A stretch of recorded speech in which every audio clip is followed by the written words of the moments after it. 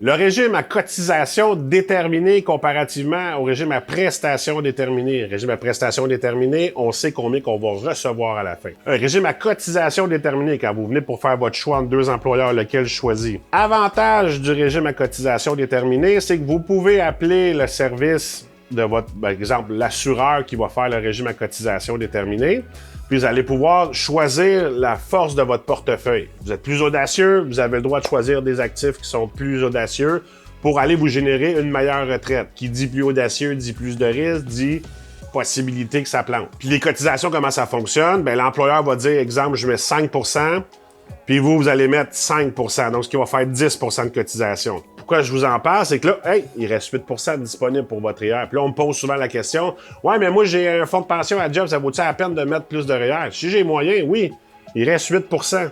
Donc, vous pouvez le mettre aussi, parce qu'un régime à prestation déterminée, c'est à peu près ça, là, 17 à 18 % qui est mis à chaque année employeur-employé. Donc, oui, dans une cotisation déterminée, vous pouvez le faire. Le désavantage d'un régime à cotisation déterminée, si vous faites des mauvais choix de placement au fil de vos années dans votre régime, bien, ça se peut qu'il n'y ait vraiment pas beaucoup d'argent. Puis là, on arrive à 60, 65 ans, le temps de prendre sa retraite, puis le régime à cotisation déterminée, il vaut 100 000.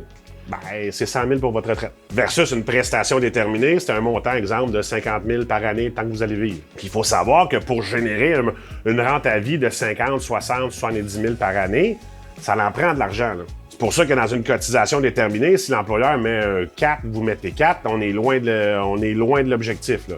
C'est important de rencontrer un planificateur financier pour vous aider à bien bâtir votre retraite. Planifier une retraite, là, ça commence bien plus tôt qu'un an d'avance, là.